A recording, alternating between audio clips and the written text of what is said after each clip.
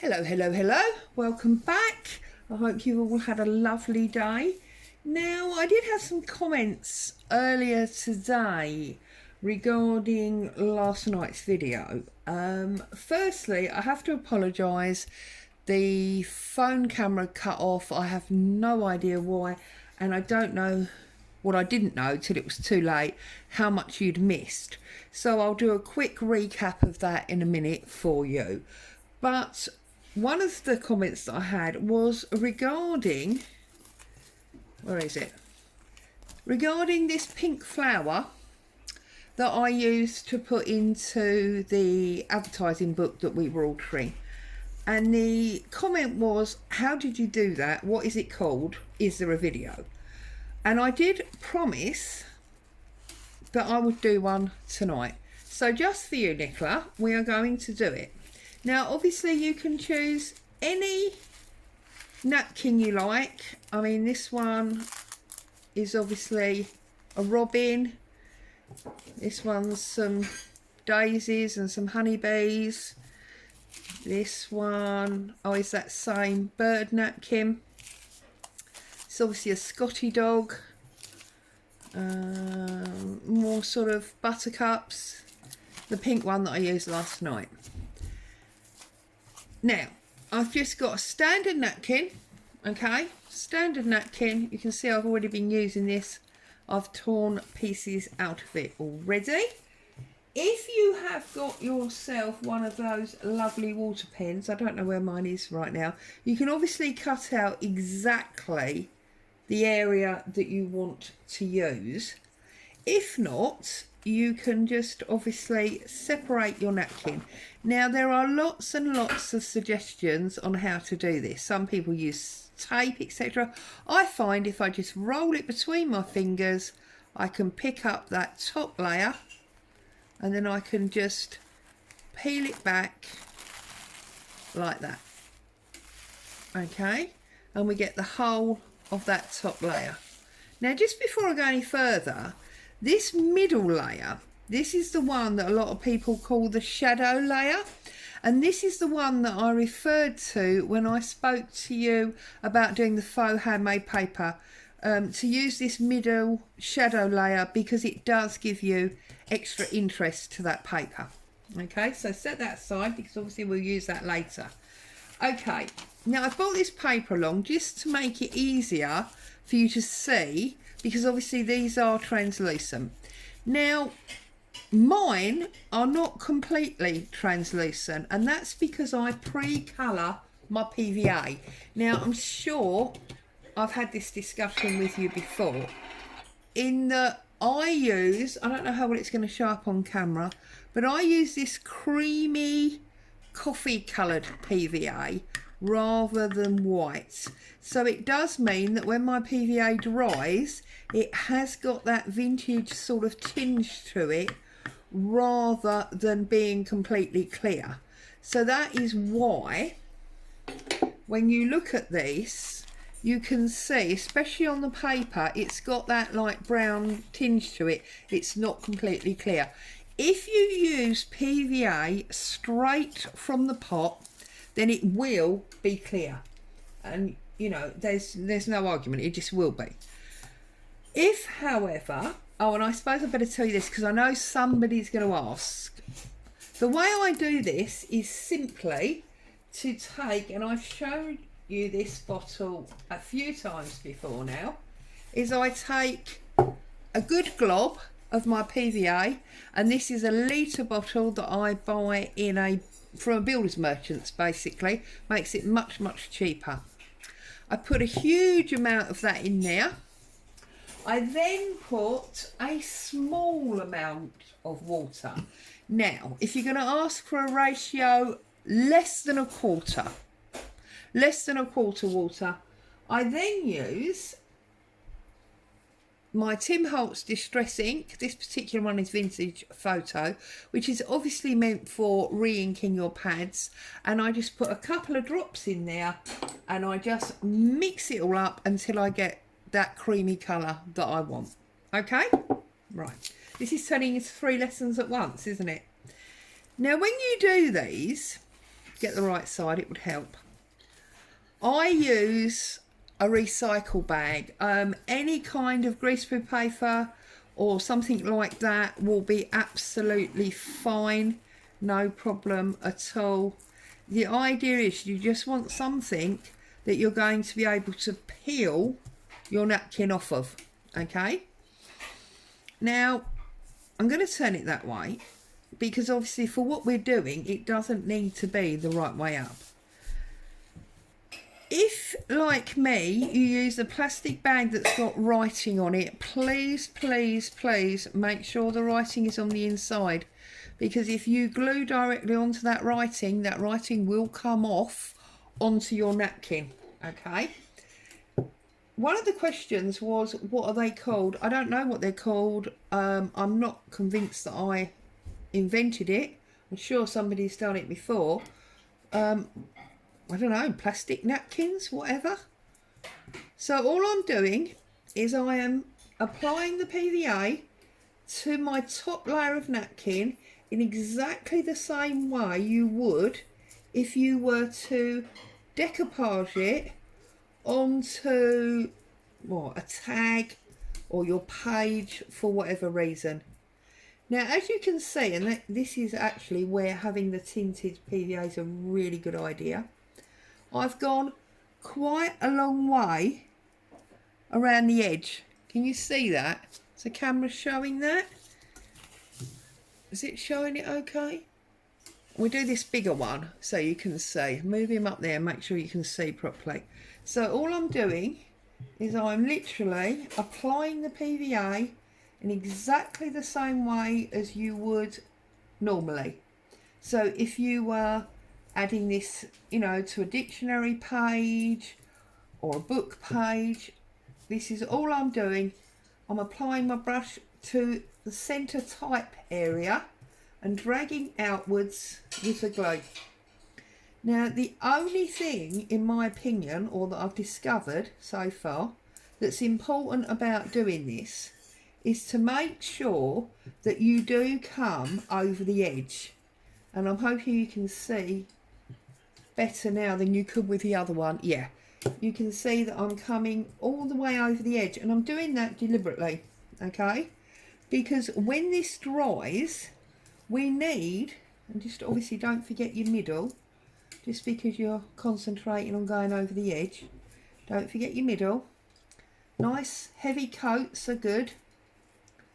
One of the reasons you need it to go all the way over the edge is because you need to have something to peel it off of your bag with. So that edge area is going to act almost as a, a pull. Yeah, a tab, or, whatever you want to say. There you go. Simple as that. That's all I've done. And then, let's put that up there out the way. Obviously, set it aside to dry completely. Properly, completely dry. Don't mess with it. Don't be tempted to pick it off too soon because it will just damage it.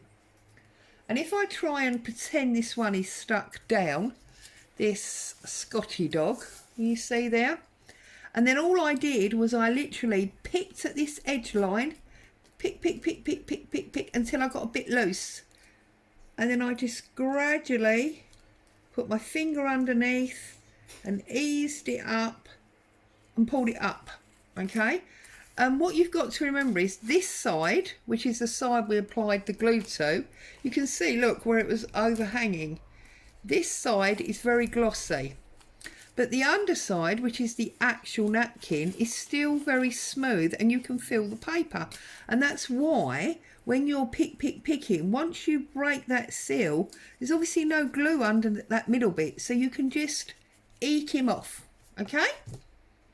So there you go. So that's how I did that. So let's get that out of the way so that it can dry.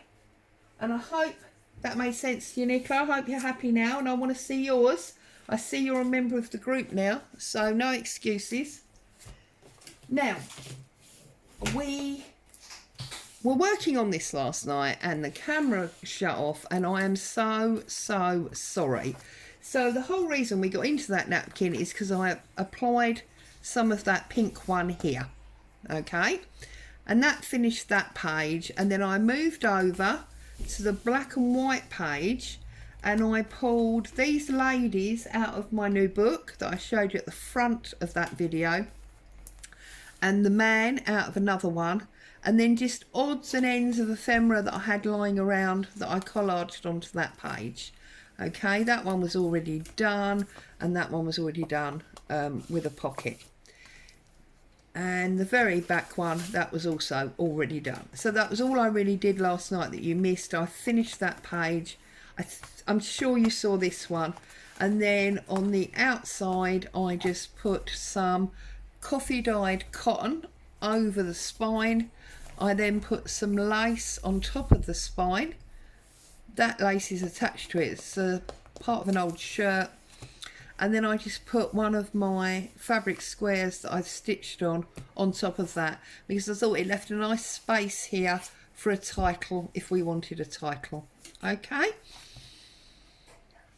so that was the end of that. Now obviously if you wanted to, you can go a lot further. You can find some of the plainer pages, make more pockets, and obviously put all sorts of ephemera in. This fabric one, you could use bulb pins and stick things to it, whatever takes your fancy.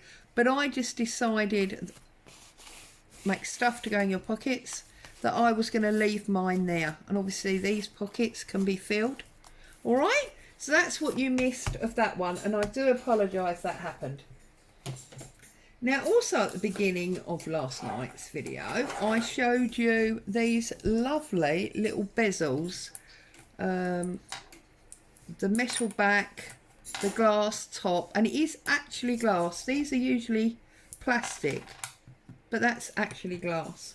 So what I'm going to do tonight is we want to finish this one now as well. So I have taken my pokey tool, my embosser, whatever you want to call it, and I'm going to position it on top of this photo that I want to use, and I'm just going to use my pokey tool to give me a cut line all the way around there.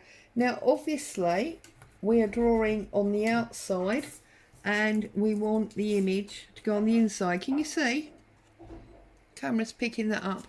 So obviously we need to cut on the inside rather than the outside. Or if you're a rubbish cutter like me, we've discussed this many times, you can cut it as it is and then trim it slightly as you go. So I just want this jewel to finish off this purse journal. And that's what I did say to you earlier in the week, or at the end of last week. I was waiting for this delivery. See, so that's too big. Can you see? Because we drew around the outside. So there's a number of ways of doing this. We can, let's get some more of my trusty PVA. We can PVA it so that it's nice and soft. And then we can use our pokey tool to put him up the sides. Or of course you can trim it. Now where that's now wet, that's obviously now easier to manipulate. So I'm just literally gonna put it in and run it round like that, because that has now give me the actual inside line. I'm going to pick him back out. It's only a little bit of PVA, no big deal. I'm going to pick that out and I'm going to trim round where that PVA line is, and I'm just going to pray that I haven't cut it too short. And the thing with PVA, I have cut it slightly too short there, haven't I? You know what they say about it always goes wrong when you're on camera. Oh, The thing about PVA is it is actually very forgiving. Right, so I squeezed him in there. Okay, now I don't want to use PVA on there because I don't think it's going to be strong enough. So I'm actually going to use a bit of Fabri-Tac. Now I know obviously this is not fabric, but I think that is going to work in there quite nicely. So I'm just doing a couple of drops. I'm going to get my pokey tool again and I'm just going to spread that all the way around. Okay, make sure there's some all the way around, and then you're going to have to leave it. It needs to really dry. Give it a little press down.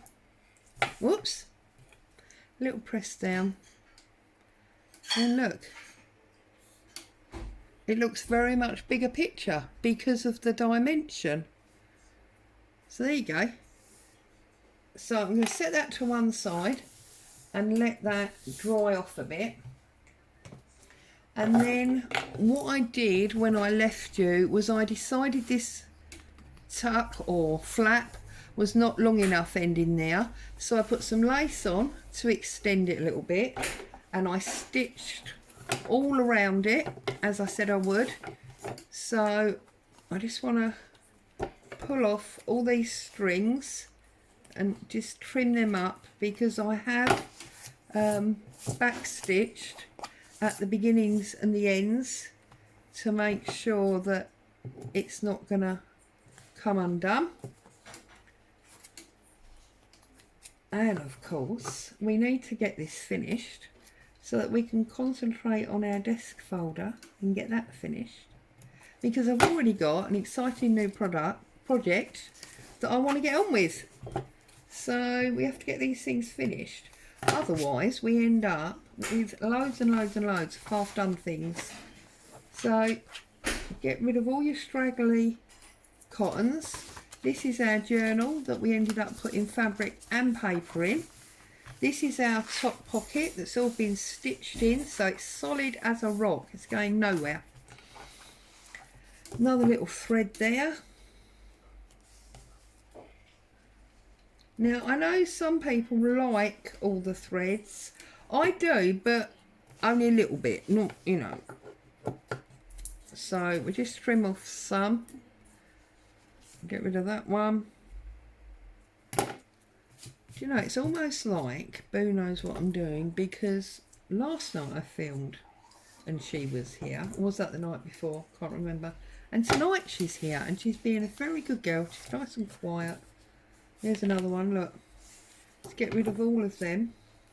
I think that's it now. And now what I want to do, obviously, is I want to apply a tie on here. So I've already cut a piece of this bias binding or seam binding, bias seam, whatever. I've got my ink pad and I'm just going to give it a little bit of a knockback. I don't want it quite so bright, so I'm just going to knock it back a little bit, turn it over, do the other side. Okay, and then if you hold it in your hand like that and get some real warmth, I can't remember who I learnt this trick from now, it will start to take on those creases, which of course is what you want. And it just looks a little bit older and tattier and look, not so new, and obviously you can keep going and you can do that as much as you want to.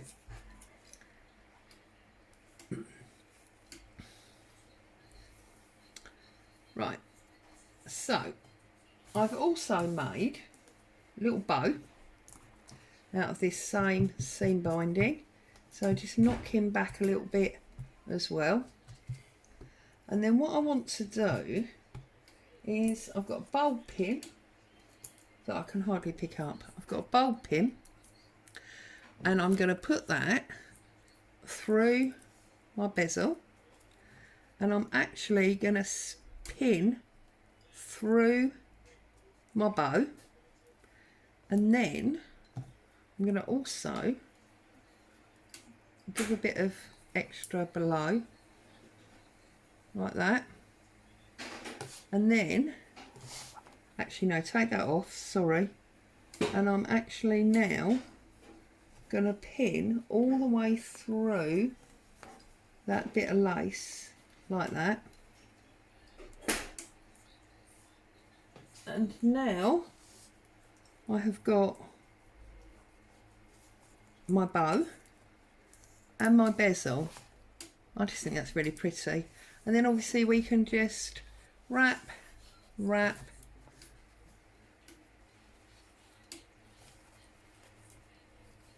and tuck, and we've got a tie. Or if you want to, you can wrap it, okay, and then just poke it through that way, and then he'll still obviously hang. There you go. So that's our finished purse. That's our finished advertising book, and these are our plastic napkins. As always, thank you for joining me. I hope you've enjoyed this evening. Stay safe, and I'll be back soon. Bye for now.